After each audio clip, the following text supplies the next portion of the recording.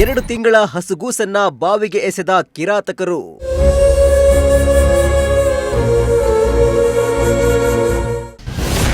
ಮಗು ಕೊಂದು ದೇವರು ಕೊಂಡೊಯ್ದ ಅಂತ ಕತೆ ಕಟ್ಟಿದ್ರ ಮನೆ ಮಂದಿ.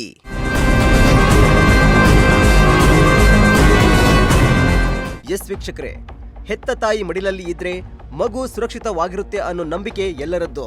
ಆದ್ರೆ ಬೀದರ್ನಲ್ಲಿ ನಡೆದಿರೋ ಈ ಘಟನೆ ಕೇಳಿದ್ರೆ ಎಂಥವರಿಗೂ ಎದೆ ಜಲ್ಲನಿಸದೇ ಇರಲ್ಲ.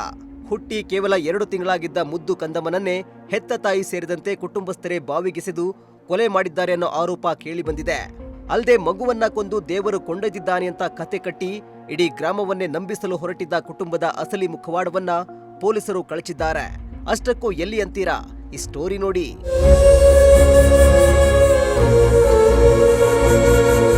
ಹೌದು, ಇಂತಹದೊಂದು ಬೆಚ್ಚಿ ಬೀಳಿಸುವ ಘಟನೆ ನಡೆದಿರೋದು ಬೀದರ್ ಜಿಲ್ಲೆಯ ಹೌರಾದು ತಾಲೂಕಿನ ವಡಂಗಾವ ಗ್ರಾಮದಲ್ಲಿ. ಮಹಾರಾಷ್ಟ್ರದ ಕಳವಗಡ ಗ್ರಾಮದ ಸಂಜಯ್ ಎಂಬುವರ ಪತ್ನಿ ವಾಣಿಶ್ರೀ ಹೆರಿಗೆಗಾಗಿ ತಾಯಿಯ ಮನೆಗೆ ಬಂದಿದ್ರು. 2 ತಿಂಗಳ ಹಿಂದೆ ಗಂಡು ಮಗುವಿಗೆ ಜನ್ಮ ನೀಡಿದ್ರು. ಆದ್ರೆ ಕಳೆದ ಶನಿವಾರ ರಾತ್ರಿ ಇದ್ದಕ್ಕಿದ್ದಂತೆ ಮಗು ಕಾಣೆಯಾಗಿರುವುದಾಗಿ ಪತಿಗೆ ಫೋನ್ ಮಾಡಿ ಹೇಳಿದ್ದಾಳೆ.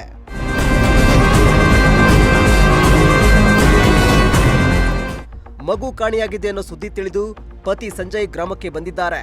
ಎಲ್ಲೆಡೆ ಮಗುವನ್ನ ಹುಡುಕಾಡಿದ್ದಾರೆ. ಕೊನೆಗೆ ಪೊಲೀಸರಿಗೆ ಮಾಹಿತಿ ನೀಡಿದ್ದಾರೆ. ಪ್ರಕರಣ ದಾಖಲಿಸಿಕೊಂಡ ಸಂತಪುರ ಪೊಲೀಸರು ಕುಟುಂಬಸ್ಥರನ್ನ ವಿಚಾರಣೆ ನಡೆಸಿದಾಗ ಕುಟುಂಬಸ್ಥರು ನೀಡಿದ ಹೇಳಿಕೆಗಳಲ್ಲಿ ಒಂದಕ್ಕೊಂದು ವ್ಯತ್ಯಾಸ ಕಂಡು ಬಂದಿದೆ. ಗ್ರಾಮದ ಸಂಗಮೇಶ್ವರ ದೇವಸ್ಥಾನದ ಆವರಣದಲ್ಲಿರುವ ಬಾವಿಯಲ್ಲಿ ಶಿಶುವಿನ ಮೃತದೇಹ ಪತ್ತೆಯಾಗಿದ್ದು, ಪೊಲೀಸರು ವಿಚಾರಣೆ ತೀವ್ರಗೊಳಿಸುತ್ತಿದ್ದಂತೆ ಕುಟುಂಬಸ್ಥರು ಕಟ್ಟಿದ ದೇವರ ಕತೆ ಬಯಲಾಗಿದೆ. ಮಗು ಕಾಣೆಯಾಗಿಲ್ಲ, ದೇವರು ಮಗುವನ್ನ ಕೊಂಡೊಯ್ದಿದ್ದಾನೆ ಅಂತ ಕುಟುಂಬಸ್ಥರು ಕತೆ ಕಟ್ಟಿದ್ದರು ಎನ್ನಲಾಗಿದೆ.